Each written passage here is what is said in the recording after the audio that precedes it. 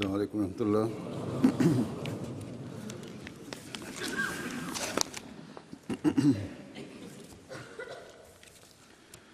اشہد ان لا الہ الا اللہ وحدہ لا شریک لہ واشہد ان محمدا عبدہ ورسولہ اما بعد فاعوذ باللہ من الشیطان الرجیم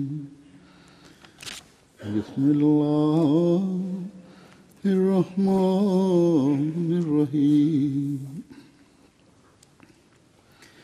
الحمد للہ رب العالمین الرحمن الرحیم مالک یوم الدین ایاک نعبد وایاک نستعین اہدنا الصراط المستقیم صراط الذین انعمت علیہم غیر المغضوب علیہم ولا الضالین۔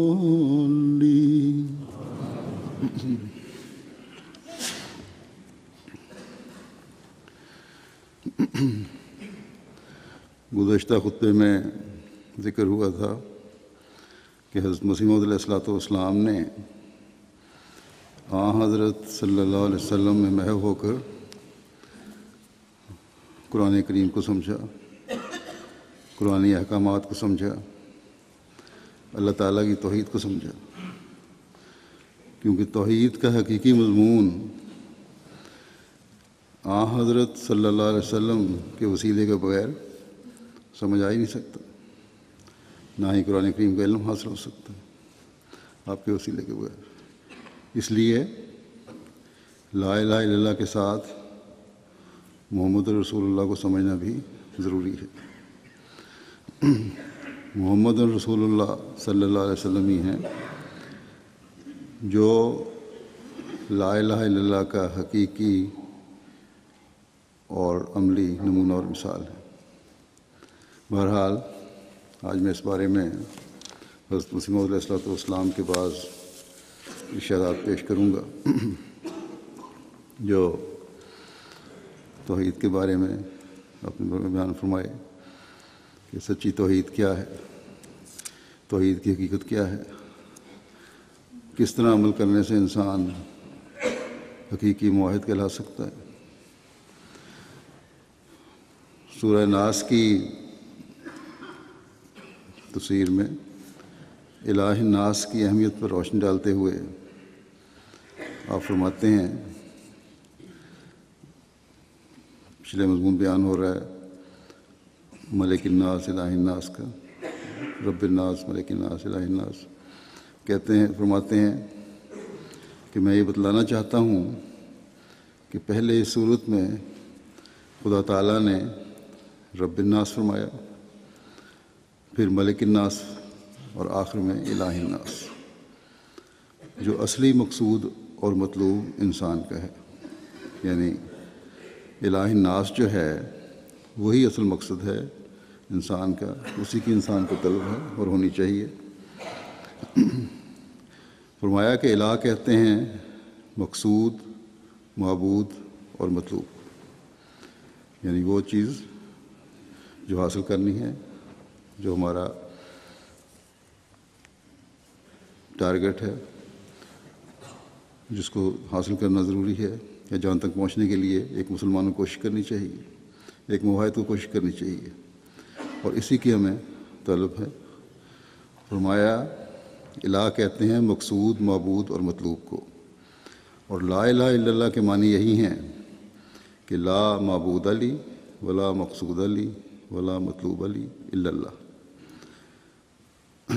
کہ سوائے اللہ تعالیٰ کے کوئی مقصود نہیں، کوئی مطلوب نہیں، کوئی معبود نہیں۔ فرمایا کہ یہی سچی توحید ہے کہ ہر مدح و ستائش کا مستحق اللہ تعالیٰ کو ہی ٹھہرایا جائے۔ جتنی بھی تعریفیں اللہ تعالیٰ کی طرف ہی منسوب کی جائیں، اللہ تعالیٰ سے ہی جو تعریفیں اللہ تعالیٰ کی طرف ہی جاتی ہیں اور اسی کو زیب دیتی ہیں، اور یہی حقیقی توحید ہے۔ فرمایا کہ توحید تبھی پوری ہوتی ہے کہ کل مرادوں کا معطی اور تمام امراض کا چارہ اور مداوا وہی ذات واحد ہو۔ لا الہ الا اللہ کے معنی یہی ہیں۔ فرمایا کہ صوفیوں نے الہ کے لفظ سے محبوب، مقصود، معبود مراد لی ہے۔ بے شک اصل اور سچ یوں ہی ہے۔ جب تک انسان کامل طور پر کارمند نہیں ہوتا، اس میں اسلام کی محبت اور عظمت قائم نہیں ہوتی۔ لا الہ الا اللہ اور حقیقی طور پر کاربند ہو تبھی اسلام کی محبت اور عظمت قائم ہوگی، ورنہ صرف باتیں۔ پھر آپ فرماتے ہیں کہ اسلام کی اعلیٰ اور اکمل تعلیم کے بارے میں فرمایا کہ یہ خدا کا فضل ہے کہ اسلام کے ذریعے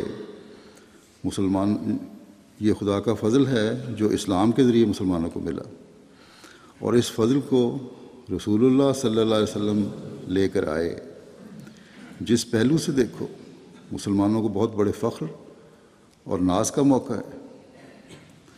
مسلمانوں کا خدا پتھر، درخت، حیوان، ستارہ یا کوئی مردہ انسان نہیں ہے، بلکہ وہ قادر مطلق خدا ہے جس نے زمین و آسمان کو اور جو کچھ ان کے درمیان ہے پیدا کیا اور حی و قیوم ہے۔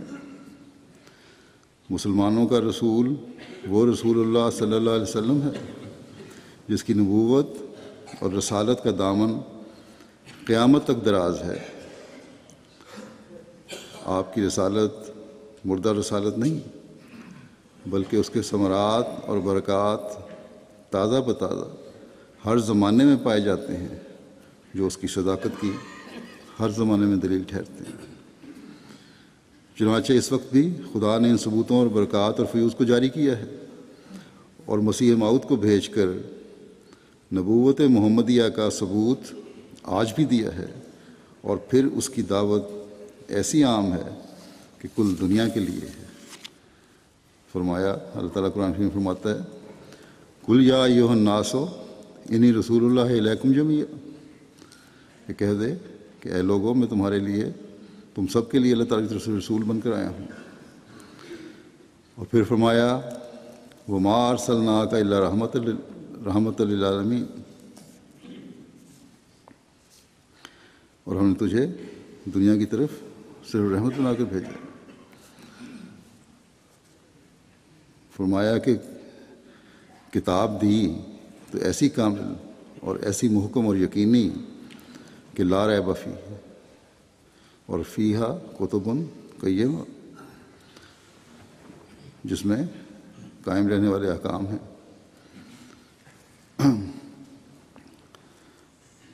باقی کتابیں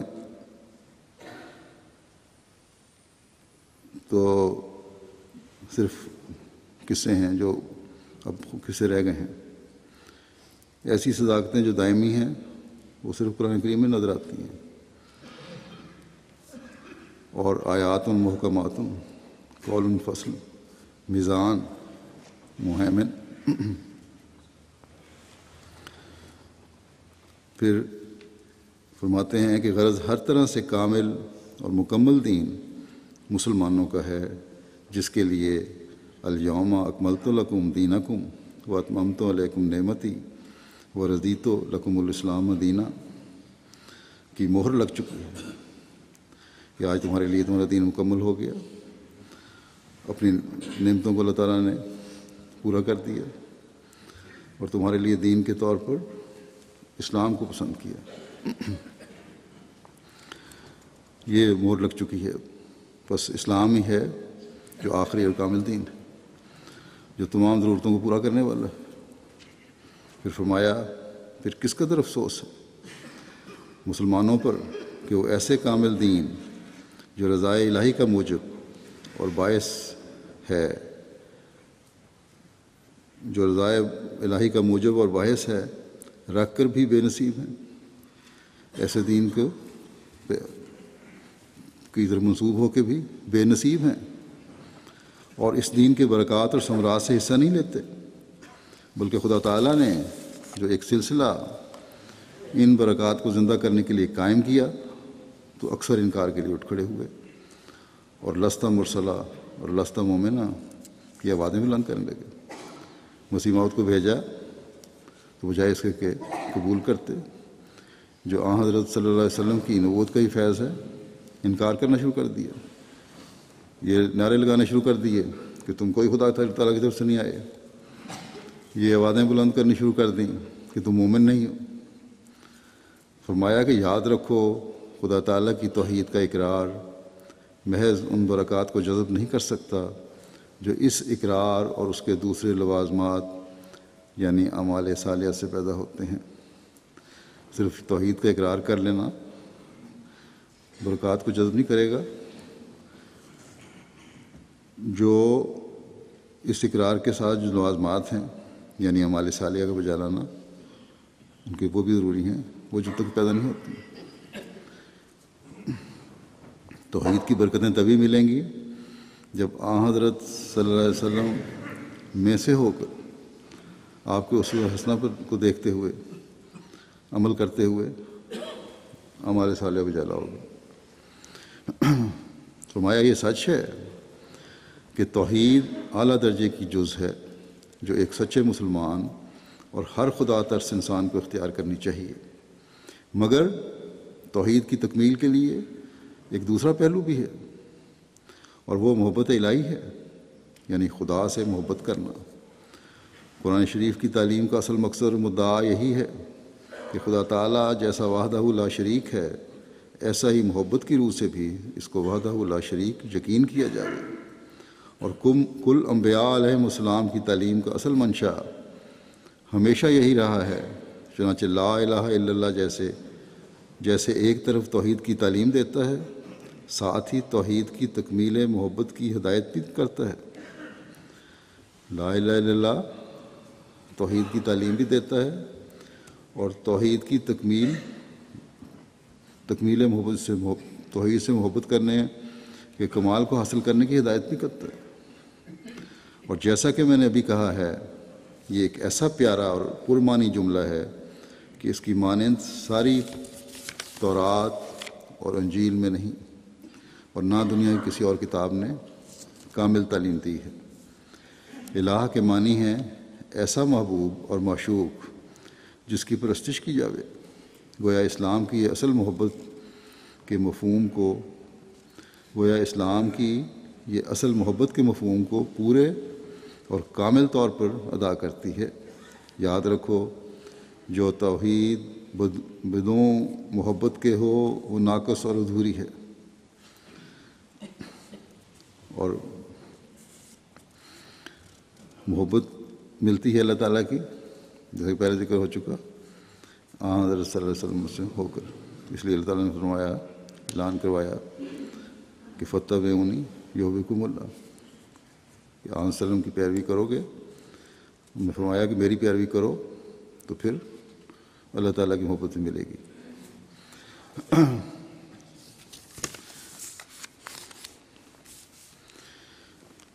توحید کی حقیقت اور ایک مومن کا کیا معیار ہونا چاہیے، اس بارے میں آپ فرماتے ہیں کہ جو لوگ حکام کی طرف جھکے ہوئے ہیں اور ان سے انعام یا خطاب پاتے ہیں، ان کے دل میں ان کی عظمت، خدا کی سی عظمت داخل ہو جاتی، وہ ان کے پرستار ہو جاتے ہیں۔ اور یہی ایک امر ہے جو توحید کا استحصال کرتا ہے، توحید کے معیار کو ختم کر دیتا ہے اور انسان کو اس کے اصل مرکز سے ہٹا کر دور پھینک دیتا ہے۔ پس انبیاء علیہم السلام یہ تعلیم دیتے ہیں کہ اسباب اور توحید میں تناقض نہ ہونے پاوے، بلکہ ہر ایک اپنے اپنے مقام پر رہے اور معال کار توحید پر جا ٹھہرے۔ آخر کار نتیجہ جو ہے، جو سارا انحصار ہے، وہ توحید پر جا کے ٹھہرے۔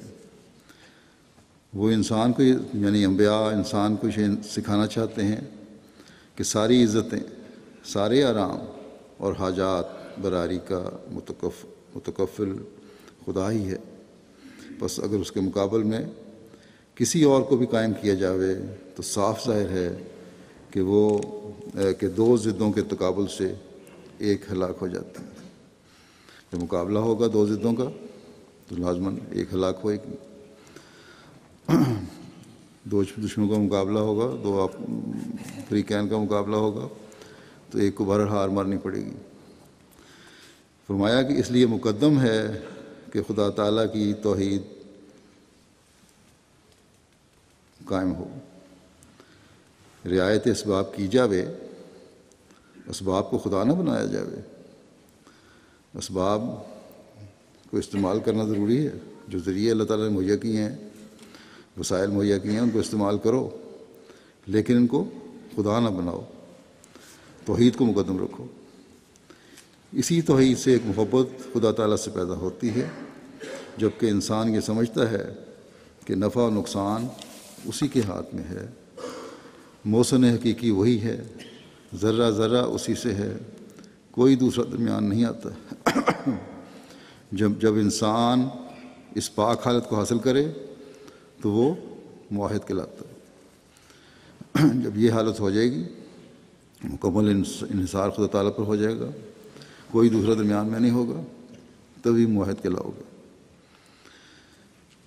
غرض ایک حالت توحید کی یہ ہے کہ انسان پتھروں یا انسانوں یا اور کسی چیز کو خدا نہ بنائے، بلکہ ان کو خدا بنانے سے بیزاری اور نفرت ظاہر کرے۔ اور دوسری حالت یہ ہے کہ رعایت اسباب سے نہ گزرے، یعنی اسباب جو ہیں انہی پر زیادہ انحصار نہ کرے، حد سے زیادہ نہ بڑھے، انہی پر چارہ نہ کرے، مدار نہ رکھے اپنا صرف۔ فرمایا کہ تیسری قسم یہ ہے کہ اپنے نفس اور وجود کے اغراض کو بھی درمیان سے اٹھا دیا جائے۔ توحید قائم کرنے کے لیے تیسری چیز یہ ہے کہ اپنے نفس کو بھی مٹا دو، اس کی غرضیں جو ہیں، ذاتی نفسانی اغراض جو ہیں، وہ ختم کر دو اور اس کی نفی کی جائے۔ بسا اوقات انسان کے زیر نظر اپنی خوبی اور طاقت بھی ہوتی ہے۔ اکثر یہ ہوتا ہے کہ انسان بعض کاموں میں اپنی خوبی، اپنی طاقت پر انحصار کر رہا ہوتا ہے۔ اپنی خوبی اور طاقت بھی ہوتی ہے کہ فلاں نیکی میں نے اپنی طاقت سے کی ہے۔ انسان اپنی طاقت پر ایسا بھروسہ کرتا ہے کہ ہر کام کو اپنی قوت سے منسوب کرتا ہے۔ انسان موحد تب ہوتا ہے کہ جب اپنی طاقتوں کی بھی نفی کر دے۔ لیکن اب اس جگہ یہ سوال پیدا ہوتا ہے کہ انسان جیسا کہ تجربہ دلالت کرتا ہے، تجربے سے یہی ثابت ہے کہ عموماً کوئی نہ کوئی حصہ گناہ کا اپنے ساتھ رکھتا ہے۔ بعض موٹے گناہوں میں مبتلا ہوتے ہیں اور بعض اوسط درجے گناہوں میں، اور بعض باریک در باریک قسم کے گناہوں کا شکار ہوتے ہیں، جیسے بخل ہے، ریاکاری ہے، اور اسی قسم کے گناہ کے حصوں میں گرفتار ہوتے ہیں۔ جب تک ان سے رہائی نہ ملے، انسان اپنے گمشدہ انوار کو حاصل نہیں کر سکتا۔ اصل بات یہ ہے کہ اللہ تعالیٰ نے بہت سے احکام دیے ہیں، بعض ان میں سے ایسی ہیں کہ ان کی بجا آوری ہر ایک کو میسر نہیں۔ مثلا حج ہے، یہ اس آدمی پر فرض ہے جسے استطاعت ہو، پھر راستے میں امن ہو، پیچھے جو متعلقین ہیں ان کے گزارے کا بھی معقول انتظام ہو، یہ نہیں کہ گھر والوں کو بھوکا چھوڑ جاؤ کہ ہم حج پہ جا رہے ہیں، اور اسی قسم کی ضروری شرائط پوری ہوں تو حج کر سکتا ہے۔ ایسا ہی زکوٰۃ ہے، یہ وہی دے سکتا ہے جو صاحب نصاب ہو۔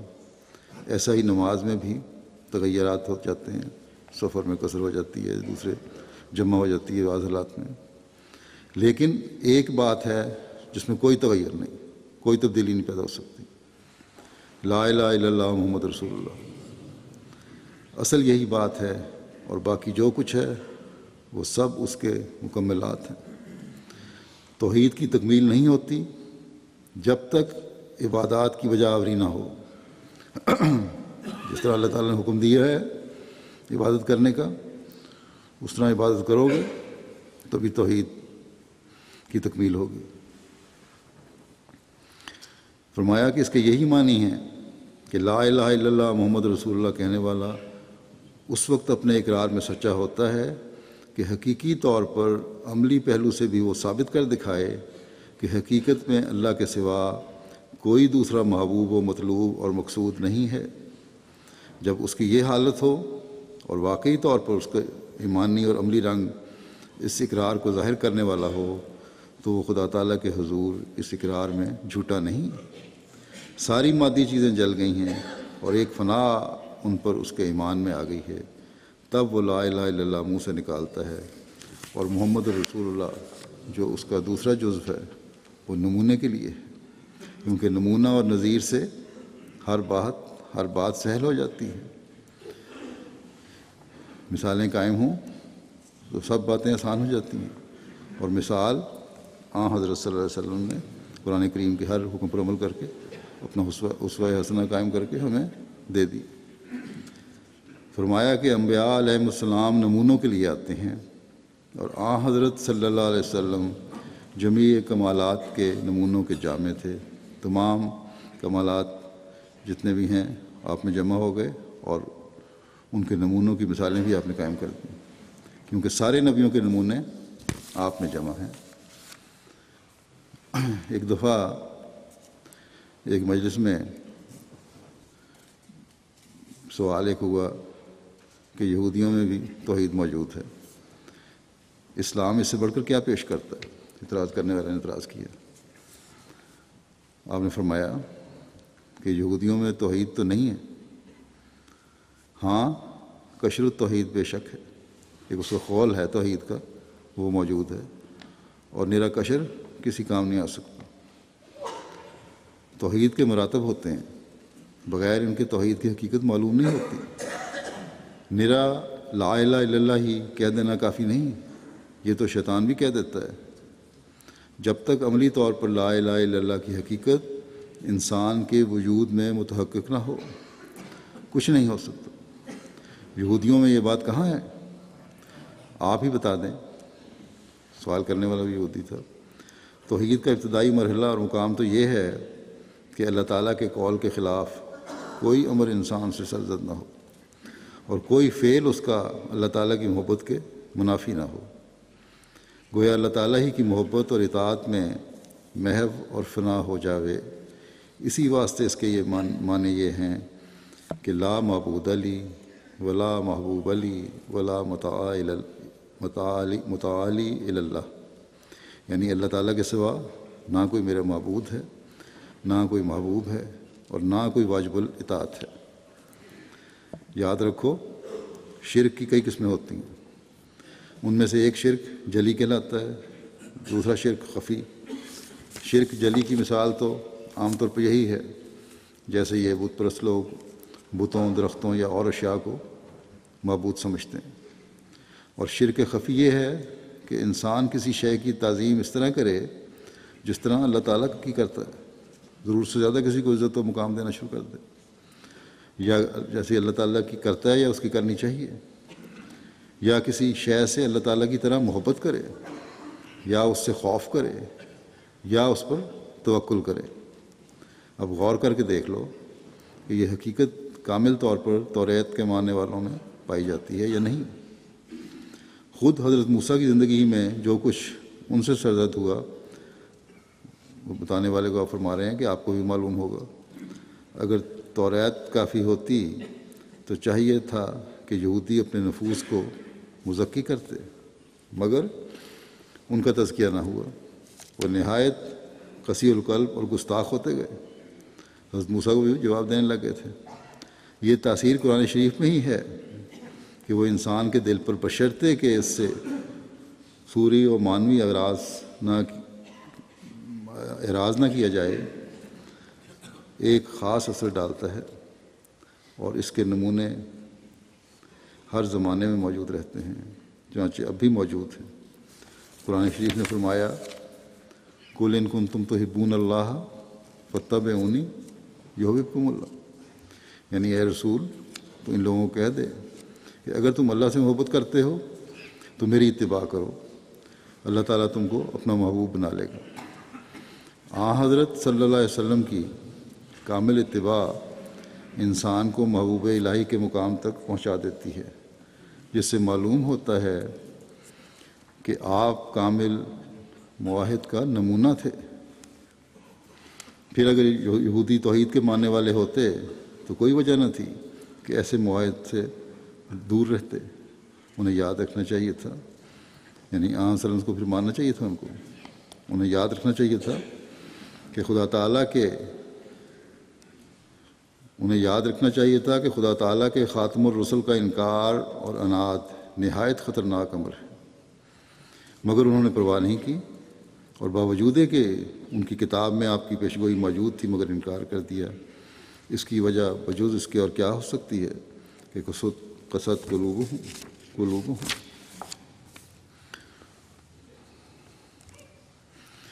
ایک موقع پر حضرت عیسیٰ علیہ السلام کے بارے میں غلط عقیدے پر ارشاد فرماتے ہوئے فرمایا کہ اسلام وہ مصفہ اور خالص توحید لے کر آیا تھا جس کا نمونہ اور نام و نشان بھی دوسرے ملتوں اور مذہبوں میں پایا نہیں جاتا، یہاں تک کہ میرا ایمان ہے کہ اگرچہ پہلی کتابوں میں بھی خدا کی توحید بیان کی گئی ہے اور کل انبیاء علیہم السلام کی بعثت کی غرض اور منشا بھی توحید ہی کی اشاعت تھی، لیکن جس اسلوب اور طرز پر خاتم الانبیاء صلی اللہ علیہ وسلم توحید لے کر آئے اور جس نہج پر قرآن نے توحید کے مراتب کو کھول کھول کر بیان کیا ہے، کسی اور کتاب میں اس کا ہرگز پتہ نہیں ہے۔ پھر جب ایسے صاف چشمے کو انہوں نے مقدر کرنا چاہا، یعنی ان لوگوں نے جو حضرت مسیح موعود علیہ السلام کی مخالفت کرتے ہیں اور حضرت عیسیٰ علیہ السلام کی وفات کے قائل نہیں ہیں،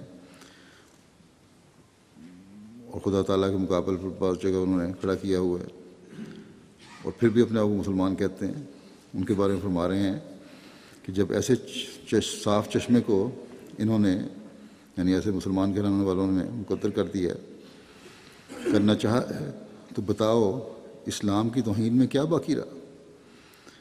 اس پر ان کی بدقسمتی یہ ہے کہ جب ان کو وہ اصل اسلام جو حضرت صلی اللہ علیہ وسلم لے کر آئے تھے پیش کیا جاتا ہے اور قرآن شریف کے ساتھ ثابت کر کے دکھایا جاتا ہے کہ تم غلطی پر ہو، تو کہہ دیتے ہیں کہ ہمارے باپ دادا اسی طرح مانتے آئے ہیں۔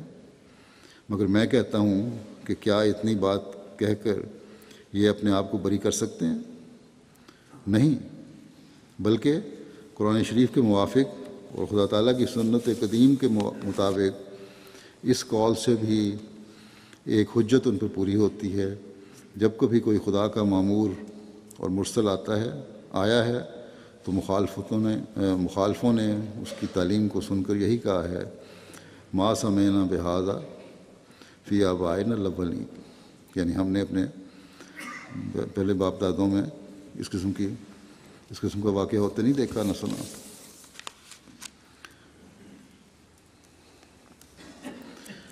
توحید اور شرک فی الاسباب کے بارے میں فرماتے ہیں کہ توحید اس کا نام نہیں کہ صرف زبان سے اشہد ان لا الہ الا اللہ ہو و اشہد ان محمد رسول اللہ کہہ لیا، بلکہ توحید کے یہ معنی ہیں کہ عظمت الہی بخوبی دل میں بیٹھ جاوے اور اس کے آگے کسی دوسری شے کی عظمت دل میں جگہ نہ پکڑے۔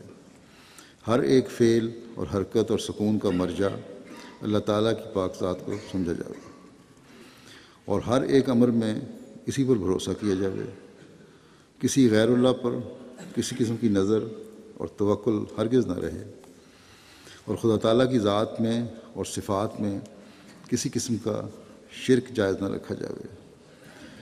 اس وقت مخلوق پرستی کے شرک کی حقیقت تو کھل گئی ہے اور لوگ اس سے بیزاری ظاہر کر رہے ہیں، یعنی عیسائی بھی جو عیسیٰ کو خدا سمجھتے تھے وہ دور ہٹنے لگ گئے ہیں، بیزاری ظاہر کرنے لگ گئے ہیں۔ اس لیے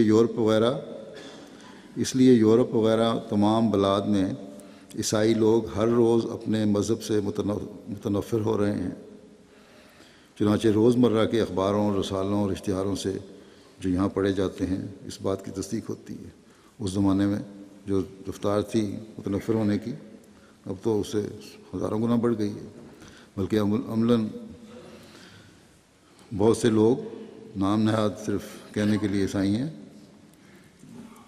اس نظریے کو ماننے کے قائل ہی نہیں کہ حضرت عیسیٰ زندہ ہیں یا نہیں ہیں، یا بلکہ خدا تعالیٰ کے وجود کے بھی انکاری ہو رہے ہیں اسی وجہ سے۔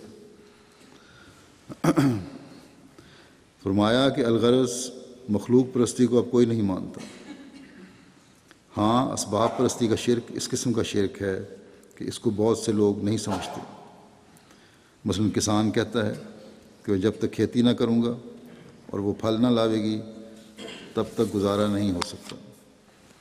اسی طرح ہر ایک پیشہ والے کو اپنے پیشے پر بھروسہ ہے اور انہوں نے یہ سمجھ رکھا ہے کہ اگر ہم یہ نہ کریں تو پھر زندگی محال ہے۔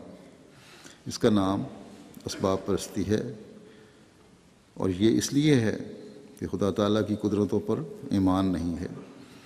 پیشہ وغیرہ تو درکنار، پانی، ہوا، غذا، جن اشیاء پر مدار زندگی ہے، یہ بھی انسان کو فائدہ نہیں پہنچا سکتے جب تک خدا تعالیٰ کا اذن نہ ہو، اللہ تعالیٰ کی مرضی نہ ہو، کوئی فائدہ نہیں پہنچا سکتا۔ اسی لیے جب انسان پانی پیے تو اسے یہ خیال کرنا چاہیے کہ اللہ تعالیٰ نے پانی پیدا کیا ہے اور پانی نفع نہیں پہنچا سکتا جب تک خدا تعالیٰ کا ارادہ نہ ہو۔ خدا تعالیٰ کے ارادے سے پانی نفع دیتا ہے، اور جب خدا تعالیٰ چاہتا ہے تو وہی پانی ضرر دے دیتا ہے، نقصان دیتا ہے۔ فرمایا کہ ایک شخص نے ایک دفعہ روزہ رکھا ہوا تھا، تو جب افطار کیا روزہ تو پانی پی لیا، اور پانی پیتے ہی لیٹ گیا۔ اس کے لیے پانی ہی نے زہر کا کام کیا۔ پانی پیتے ہی ایسا تکلیف ہوئی کہ اٹھنے کے قابل نہیں رہا، اور وہی پانی جو زندگی بخش چیز ہے وہاں اس کے لیے زہر بن گیا۔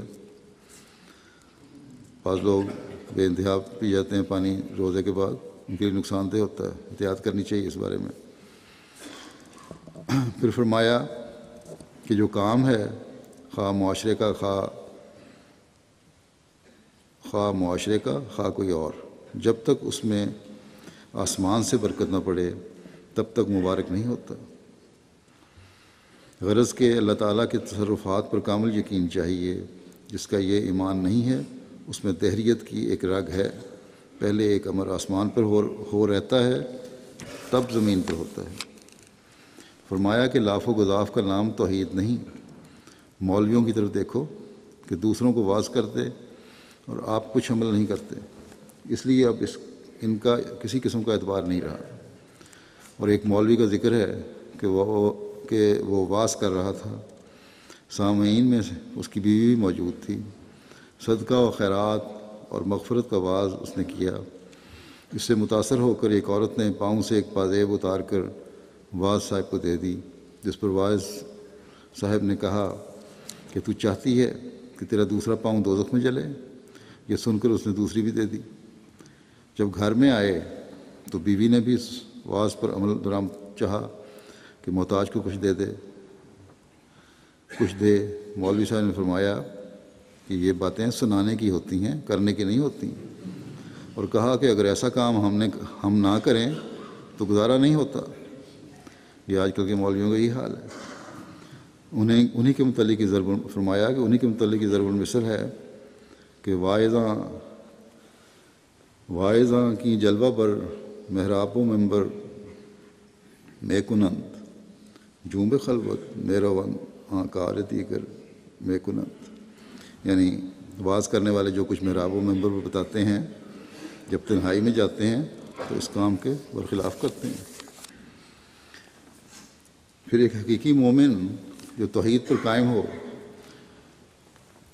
کیسا ہوتا ہے یا کیسا ہونا چاہیے، اس کی حالت بیان فرماتے ایک موقع پر آپ نے فرمایا کہ مومن ایک لاپرواہ انسان ہوتا ہے، اسے صرف خدا تعالیٰ کی رضامندی کی حاجت ہوتی ہے، اور اسی کی اطاعت کو وہ ہر دم مد نظر رکھتا ہے، کیونکہ جب اس کا معاملہ خدا سے ہے تو پھر اسے کسی کے ضرر اور نفع کا کیا خوف ہے۔ جب انسان خدا تعالیٰ کے بالمقابل کسی کے وجود کو دخل دیتا ہے تو ریا اور عجب وغیرہ معاصی میں، گناہوں میں مبتلا ہوتا ہے۔ فرمایا کہ یاد رکھو کہ یہ دخل دہی ایک زہر ہے، اور کلمہ لا الہ الا اللہ کے اول جزو لا الہ میں اس کی بھی نفی ہے۔ فرمایا کہ جب انسان کسی انسان کی خاطر خدا تعالیٰ کے ایک حکم کی بجاوری سے قاصر رہتا ہے تو آخر اسے خدا کسی صفت میں شریک کرتا ہے، تبھی تو قاصر رہتا ہے۔ جب حکم احکامات ہیں اللہ تعالیٰ کے، کسی ایک حکم کی وہ نہیں بجا لاتا، اس کو چھوڑتا ہے، تو اس کا مطلب یہ ہے کہ اس صفت میں، اللہ تعالیٰ کی صفت میں کسی کو شریک سمجھتا ہے، تبھی نہیں کر رہا وہ کام۔ فرمایا کہ اس لیے لا الہ کہتے وقت اس قسم کے معبودوں کی بھی نفی کرتا ہے۔ اگر حقیقی مومن ہے تو جب لا الہ کہتا ہے تو اس قسم کے معبودوں کی بھی نفی کر رہا ہوتا ہے، یعنی کسی بھی صفت میں اللہ تعالیٰ کے مقابل پر کسی کو نہیں لاتا، اور یہی لا الہ کی حقیقت ہے۔ فرمایا ذکر کرتے ہوئے کہ بعض کتابوں میں بعض واقعات لکھے ہیں، روزے داروں کا ایک ذکر لکھا ہے۔ کوئی روزے دار مولوی کسی کے ہاں جاوے اور اسے مقصود ہو کہ اپنے روزے کا اظہار کرے تو مالک خانہ کے استفسار پر بجائے اس کے کہ سچ بولے کہ میں نے روزہ رکھا ہوا ہے، اس کی نظروں میں بڑا نفس کش ثابت کرنے کے لیے کہ میں بڑی سختی کرتا ہوں اپنے نفس پہ، جواب دیا کرتے ہیں کہ مجھے عذر ہے۔ غرض اس کی یہ ہوتی ہے کہ بہت سے مخفی گناہ ہوتے ہیں، غرض کے یعنی واضح طور پہ نہیں کہتا کہ روزہ رکھا ہوا ہے، بلکہ بہانہ ہے کہ بس وجہ ہے کہ میں کچھ کھاؤں پیوں گا نہیں۔ فرمایا کہ غرض کہ اسی طرح کے بہت سے مخفی گناہ ہوتے ہیں جو اعمال کو تباہ کرتے رہتے ہیں۔ اس طرح جو ہے بناوٹ ہے، تصنع ہے، یا اپنا اظہار کرنا کسی بھی نیکی کا، یہ مخفی گناہ ہیں، اور اس سے آہستہ آہستہ اعمال پھر تباہ ہو جاتے ہیں، توحید سے دور ہو جاتا ہے انسان۔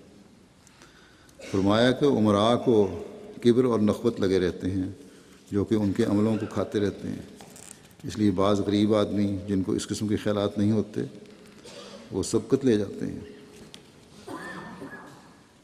کیونکہ کبر اور نخوت جو ہے انسان کو توحید سے بھی دور کرتی ہے۔ فرمایا کہ غرض کے ریا وغیرہ کی مثال ایک چوہے کی ہے جو کہ اندر ہی اندر اعمال کو کھاتا رہتا ہے۔ خدا تعالیٰ بڑا کریم ہے، لیکن اس کی طرف آنے کے لیے عجز ضروری ہے۔ عاجزی ہوگی تو اللہ کے قریب آؤ گے۔ جس قدر انانیت اور بڑائی کا خیال اس کے اندر ہوگا، خواہ وہ علم کے لحاظ سے ہو، خواہ ریاست کے لحاظ سے، خواہ مال کے لحاظ سے، خواہ خاندان اور حسب نسب کے لحاظ سے، تو اسی قدر پیچھے رہ جائے گا۔ اس لیے بعض کتابوں میں لکھا ہے کہ سادات میں سے اولیاء کم ہوئے ہیں، کیونکہ خاندانی کی تکبر کا خیال انہیں پیدا ہو جاتا ہے۔ قرون اولیٰ کے بعد جب یہ خیال پیدا ہوا تو یہ لوگ رہ گئے۔ فرمایا کہ اس قسم کے حجاب انسان کو بے نصیب اور محروم کر دیتے ہیں، بہت ہی کم ہیں جو ان سے نجات پاتے ہیں۔ امارت اور دولت بھی ایک حجاب ہوتا ہے، اور یہی چیزیں ہیں، دولت بھی اور امارت بھی، احکامات کی بجاوری سے روکتی ہیں، اور جب احکامات پر عمل نہ ہو تو پھر توحید سے انسان دور ہو جاتا ہے۔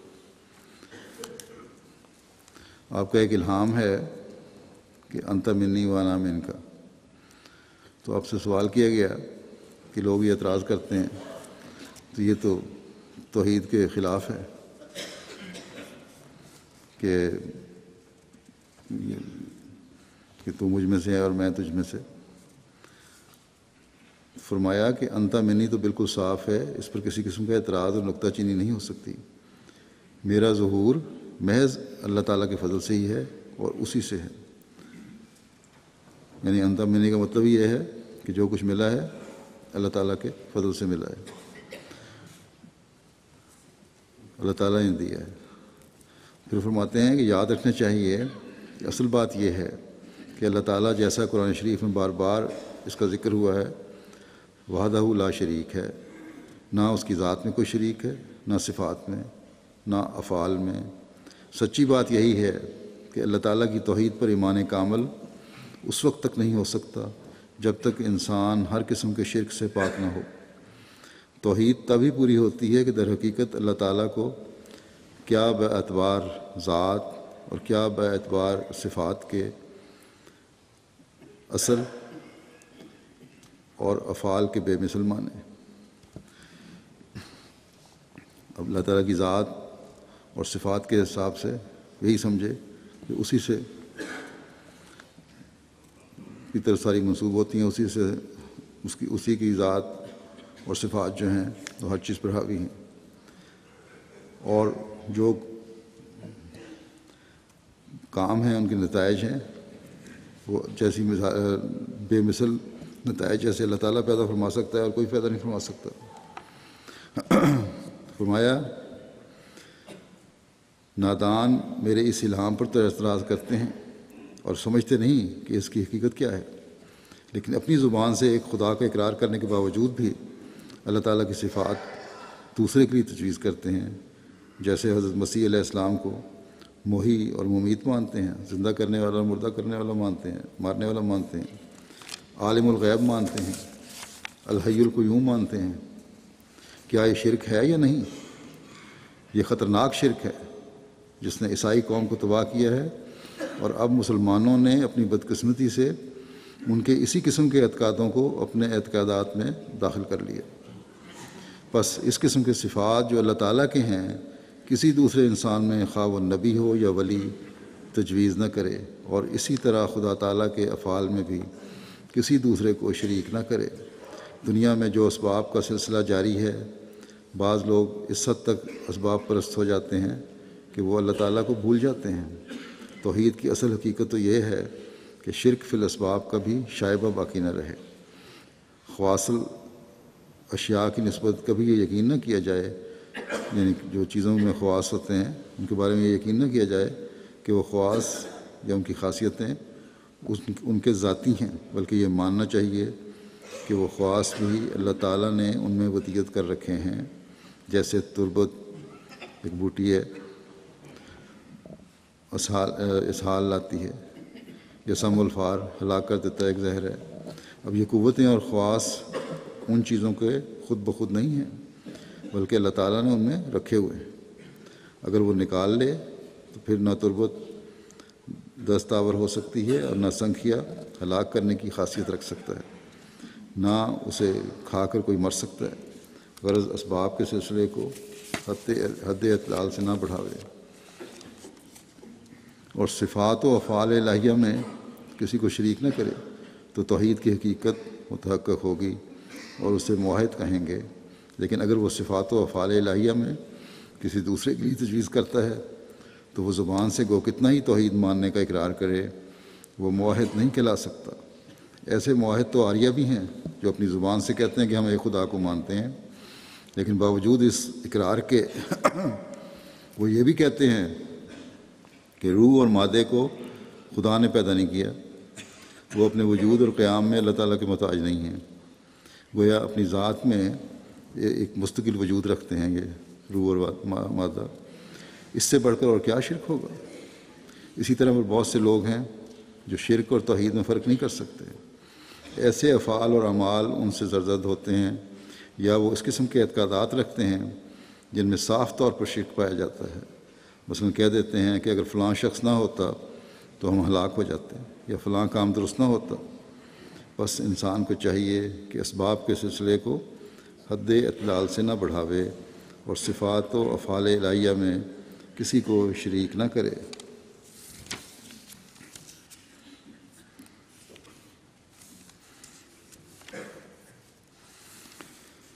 فرمایا کہ انسان میں جو قوتیں اور ملکات اللہ تعالیٰ نے رکھے ہیں ان میں وہ حد سے نہیں بڑھ سکتے۔ مثلا آنکھ اس نے دیکھنے کے لیے بنائی ہے، اور کان سننے کے لیے، زبان بولنے اور ذائقے کے لیے۔ اب یہ کوئی نہیں کہہ سکتا کہ وہ کانوں سے بجائے سننے کے دیکھنے کا کام لے، زبان سے بولنے اور چکھنے کے بجائے سننے کا کام لے، ان اعضاء اور قوا کے افعال اور خواص محدود ہیں، مگر اللہ تعالیٰ کے افعال اور صفات محدود نہیں ہیں، اور وہ لیسا کمثلہ شیء ہے۔ غرض یہ توحید تب بھی پوری ہوگی جب اللہ تعالیٰ کو ہر طرح سے واحد لا شریک یقین کیا جاوے، اور انسان اپنی حقیقت کو خالقۃ الذات اور باطلۃ الحقیقت سمجھ لے کہ نہ میں اور نہ میری تدابیر اور اسباب کچھ چیز ہیں۔ فرمایا کہ وہ نام انکا کے بارے میں پھر فرماتے ہیں، اس کی حقیقت سمجھنے کے لیے کے واسطے یاد رکھنا چاہیے کہ ایسا انسان جو نیستی کے کامل درجے پر پہنچ کر ایک نئی زندگی اور حیات طیبہ حاصل کر چکا ہو، اور جس کو خدا تعالیٰ نے مخاطب کر کے فرمایا ہے انت منی، جو اس کے قرب اور معرفت الہی کی حقیقت سے آشنا ہونے کی دلیل ہے، اور یہ انسان خدا تعالیٰ کی توحید اور اس کی عظمت اور اس کی عزت و عظمت اور جلال کے ظہور کا موجب ہوا کرتا ہے۔ وہ اللہ تعالیٰ کی ہستی کا ایک عینی اور زندہ ثبوت ہوتا ہے، اس رنگ سے اور اس لحاظ سے گویا خدا تعالیٰ کا ظہور اس میں ہو کر رہتا ہے۔ جو بالکل خدا تعالیٰ میں ڈوب جاتا ہے تو پھر خدا تعالیٰ کا ظہور اس میں ہو جاتا ہے، اور خدا تعالیٰ کے ظہور کا ایک آئینہ ہوتا ہے۔ اس حالت میں جب اس کا وجود خدا نما آئینہ ہو، اللہ تعالیٰ ان کے لیے یہ کہتا ہے کہ وہ انا منکا، اور ایسا انسان جس کو انا منکا کی آواز آتی ہے اس وقت دنیا میں آتا ہے جب خدا پرستی کا نام و نشان مٹ گیا ہوتا ہے۔ انا منکا کی آواز جس انسان کو آئے وہ اس وقت آتا ہے جب لوگ اللہ تعالیٰ کی عبادت کرنے سے دور ہٹ چکے ہوتے ہیں، اس کا نام و نشان مٹ چکا ہوتا ہے۔ اس وقت بھی چونکہ دنیا میں فسق و فجور بڑھ گیا ہے، فرمایا اس وقت بھی چونکہ دنیا میں فسق و فجور بڑھ گیا ہے اور خدا شناسی اور خدا رسی کی راہیں نظر نہیں آتی، اللہ تعالیٰ نے اس سلسلے کو قائم کیا ہے، اور محض اپنے فضل و کرم سے اس نے مجھ کو مبعوث کیا ہے تا میں ان لوگوں کو جو اللہ تعالیٰ سے غافل اور بے خبر ہیں اس کی اطلاع دوں، اور نہ صرف اطلاع بلکہ جو صدق اور صبر اور وفاداری کے ساتھ اس طرف آئیں انہیں خدا تعالیٰ کو دکھلا دوں۔ اس بنا پر اللہ تعالیٰ نے مجھے مخاطب کیا اور فرمایا انت منی و انا منکا۔ فرماتے ہیں کہ توحید کی ایک قسم یہ بھی ہے کہ خدا تعالیٰ کی محبت میں اپنے نفس کے اغراض کو بھی درمیان سے اٹھا دے اور اپنے وجود کو اس کی عظمت میں محو کر دے۔ صحابہ کا اخلاص بیان فرماتے ہوئے فرماتے ہیں کہ صحابہ کرام کے حالات کو دیکھ کر تعجب ہوتا ہے کہ انہوں نے نہ گرمی دیکھی نہ سردی، اپنی زندگی کو تباہ کر دیا، نہ عزت کی پرواہ کی نہ جان کی، بکری کی طرح ذبح ہوتے رہے۔ اسی طرح کی نظیر پیش کرنی آسان نہیں ہے، اس طرح کی نظیر پیش کرنی آسان نہیں ہے۔ اس جماعت کے اخلاص کا اس سے زیادہ کیا ثبوت ہے کہ جان دے کر اخلاص ثابت کیا۔ ان کے نفس بالکل دنیا سے خالی ہو گئے تھے، جیسے کوئی ڈیوڑی پر کھڑا سفر کے لیے تیار ہوتا ہے، ویسے ہی وہ لوگ دنیا کو چھوڑ کر آخرت کے واسطے تیار تھے۔ لوگوں کے کاموں میں بہت حصہ دنیا کا ہوتا ہے اور اس فکر میں ہوتے ہیں کہ یہ کرو وہ کرو، اور وقت موجل آ پہنچتا ہے۔ خدا ایسا نہیں کہ کسی کو ضائع کرے۔ یہ اعتراض کہ ہمارے املاک تباہ ہو جائیں گے غلط ہے۔ حضرت صلی اللہ علیہ وسلم کے زمانے میں ابو بکر وغیرہ کے املاک ہی کیا تھے، ایک 200 یا کچھ زیادہ روپے کسی کے پاس ہوگا، مگر اس کا اجر ان کو یہ ملا کہ خدا تعالیٰ نے بادشاہ کر دیا اور کیسر و کسریٰ کے وارث ہو گئے۔ مگر خدا تعالیٰ کی غیرت یہ نہیں چاہتی کہ کچھ حصہ خدا کا ہو اور کچھ شیطان کا، اور توحید کی حقیقت بھی یہی ہے کہ غیر از خدا کا کچھ بھی حصہ نہ ہو۔ توحید کا اختیار کرنا تو ایک مرنا ہے، لیکن اصل میں یہ مرنا ہی زندہ ہونا ہے۔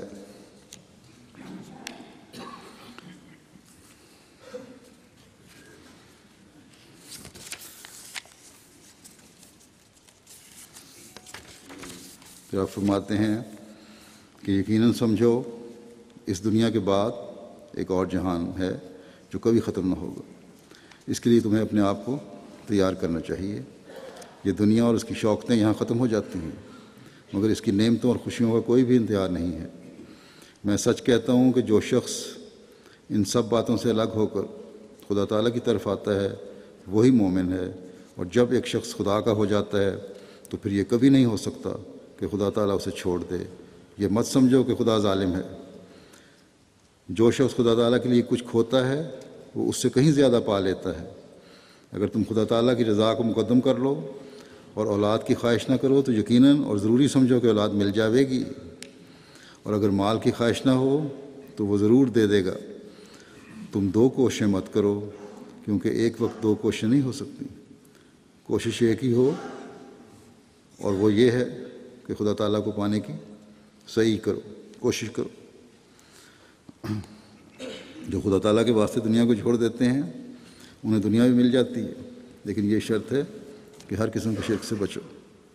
فرمایا میں پھر کہتا ہوں کہ اسلام کی اصل جڑ توحید ہے، یعنی خدا تعالیٰ کے سوا کوئی چیز انسان کے اندر نہ ہو، اور خدا اور اس کے رسولوں پر تان کرنے والے نہ ہو، خواہ کوئی بلا یا مصیبت اس پر آئے، کوئی دکھ یا تکلیف یہ اٹھائے، مگر اس کے منہ سے شکایت نہ نکلے۔ بلا جو انسان پر آتی ہے وہ اس کے نفس کی وجہ سے آتی ہے۔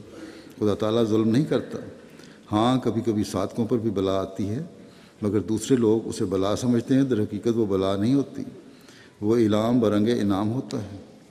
اس سے خدا تعالیٰ کے ساتھ ان کا تعلق بڑھتا ہے اور ان کا مقام بلند ہوتا ہے۔ اس کو دوسرے لوگ سمجھ نہیں سکتے، لیکن جن لوگوں کو خدا تعالیٰ سے تعلق نہیں ہوتا اور ان کی شامت اعمال ان پر کوئی بلا لاتی ہے تو وہ اور بھی گمراہ ہوتے ہیں۔ ایسے ہی لوگوں کے لیے فرمایا ہے فی قلوبہم مرض فزادہم اللہ مرضا، بس ہمیشہ ڈرتے رہو اور خدا تعالیٰ سے اس کا فضل طلب کرو، تا ایسا نہ ہو کہ تم خدا تعالیٰ سے قطع تعلق کرنے والوں میں ہو جاؤ۔ جو شخص خدا تعالیٰ کی قائم کردہ جماعت میں داخل ہوتا ہے وہ خدا تعالیٰ پر کوئی احسان نہیں کرتا، بلکہ یہ اللہ تعالیٰ کا فضل اور احسان ہے کہ اس نے اس کو ایسی توفیق عطا کی۔ وہ اس بات پر قادر ہے کہ ایک قوم کو فنا کر کے دوسری پیدا کر دے۔ یہ زمانہ لوط اور نوح کے زمانہ سے ملتے ہیں، بجائے اس کے کہ کوئی شدید عذاب آتا اور دنیا کا خاتمہ کر دیتا۔ اللہ تعالیٰ نے اپنے فضل اور رحم سے اصلاح چاہی ہے اور اس سلسلے کو قائم کیا ہے۔ تو بہت بڑی ذمہ داری ہے ہماری بھی کہ اس تعلیم کو سمجھیں، توحید کی حقیقت کو سمجھیں۔ فرمایا کہ ہماری جماعت کے لیے سب سے زیادہ ضروری ہے کہ وہ اپنے اندر پاک تبدیلی کریں، کیونکہ ان کو تو تازہ معرفت ملتی ہے۔ اگر معرفت کا دعویٰ کر کے کوئی اس پر نہ چلے تو یہ نری لاف گزاف ہی ہے۔ بس ہماری جماعت کو دوسروں کی سستی غافل نہ کر دے، ہماری جماعت کو دوسروں کی سستی غافل نہ کر دے، دنیا کے نمونے دیکھ کے ان کے پیچھے نہ چل پڑو اور اس کو کاہلی کی جرت نہ دلا دے۔ وہ ان کی محبت سرد دیکھ کر خود بھی دل سخت نہ کر لیں۔ دوسرے لوگوں کی اور دین کی طرف، اللہ تعالیٰ کی طرف محبت نہیں ہے تو اپنے دل بھی کہیں سخت نہ کر لینا دیکھا دیکھی۔ فرمایا انسان بہت آرزوئیں اور تمنائیں رکھتا ہے، مگر غیب کی قضاء و قدر کی کس کو خبر ہے؟ زندگی آرزوؤں کے موافق نہیں چلتی، تمناؤں کا سلسلہ اور ہے، قضاء و قدر کا سلسلہ اور ہے، اور وہی سچا سلسلہ ہے جو قضاء و قدر کا ہے۔ خدا کے پاس انسان کے سوانے سچے ہیں، اسے کیا معلوم ہے اس میں کیا لکھا ہے؟ اس لیے دل کو جگا جگا کر غور کرنا چاہیے، ہمیشہ جائزہ لیتے رہنا چاہیے۔ اللہ تعالیٰ ہمیں توحید کا حقیقی ادراک عطا فرمائے اور ہمارے ہر عمل خدا تعالیٰ کی رضا کو حاصل کرنے کی کوشش کرنے والا ہو۔ نماز جمعہ کے بعد ایک جنازہ غائب پڑھاؤں گا۔ یہ مکرم عبدالکریم عباس صاحب سیریا کا ہے، جو 5 مئی کو بقضاء الہی وفات پا گئے تھے۔ انا للہ و انا الیہ راجعون۔ انہوں نے 2005 میں بیعت کی، سعادت پائی تھی، اور بعد میں آ کے بہت آگے نکلنے والے میں سے شامل ہو گئے۔ خاندان میں اکیلے احمدی تھے۔ 2009 میں نظام وصیت میں شامل ہوئے، چندوں کی ادائیگی میں باقاعدہ تھے۔ گزشتہ سال مالی حالات کی خرابی کے باعث جو حالات ہیں ملک میں، ان کے پہ بھی اثر پڑا۔ اگر بہت دور بھی ہوتے تھے تو کسی رشتہ دار کے ہاتھ چندہ ضرور بھجوا دیا کرتے تھے۔ مرحوم شوگر کے مریض تھے اور صحت کافی خراب تھی، جسم بھی دبلا پتلا تھا۔ گزشتہ دنوں خرابی صحت اور تکلیف کے بعد اللہ تعالیٰ کے حضور حاضر ہوئے۔ مکرم ملہم العدس صاحب نے تبلیغ کی تھی ان کو، اور اپنے صدق و صفا اخلاص کی وجہ سے جلد ہی بیعت کی انہوں نے توفیق پائی۔ آپ نے لکھتے ہیں کہ آپ نے سچی تلاش حق اور اعلیٰ درجے کی روحانیت کے باعث زیادہ مطالعے کے بغیر ہی حق کو قبول کر لیا، اور تبلیغ کے 1 ماہ بعد ہی بیعت کر لی۔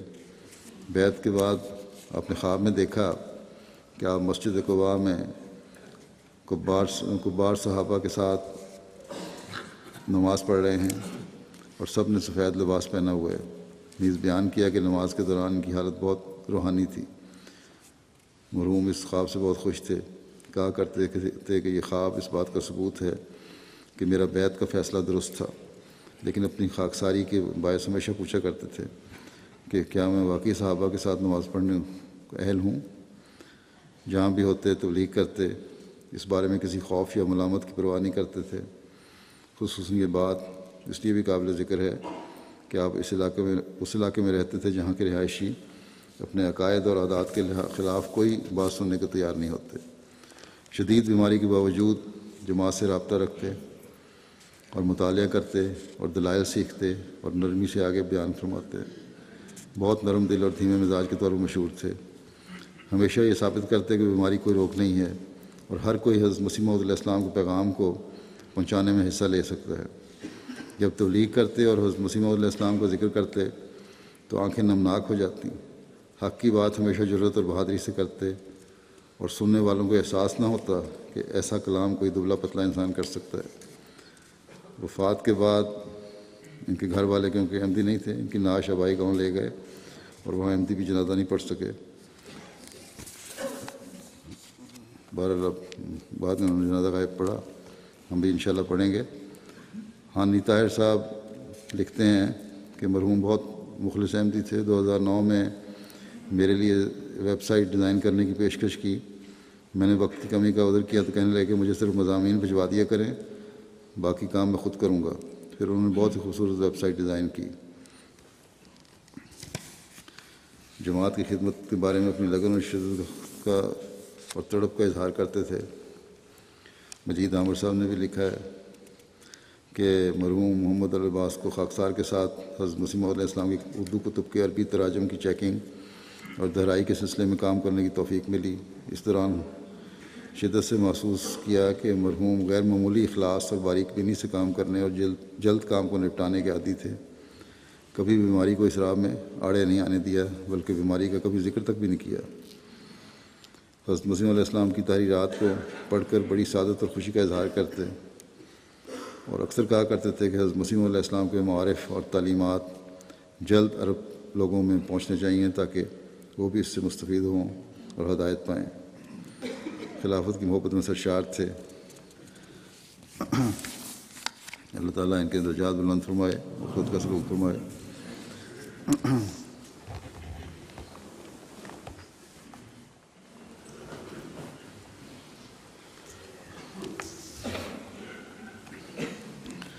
الحمد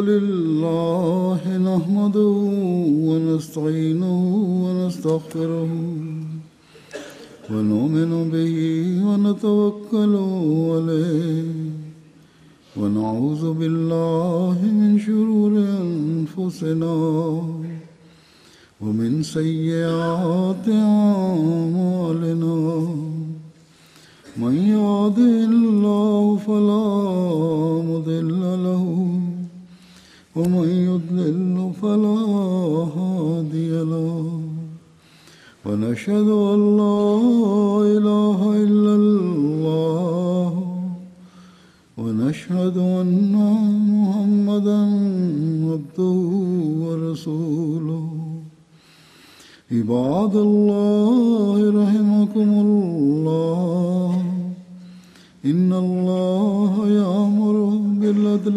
والإحسان وإيتاء ذي القربى وينهى عن الفحشاء والمنكر والبغي يعظكم لعلكم تذكرون تذكرون اذكروا الله يذكركم وادعوه يستجب لكم ولذكر الله أكبر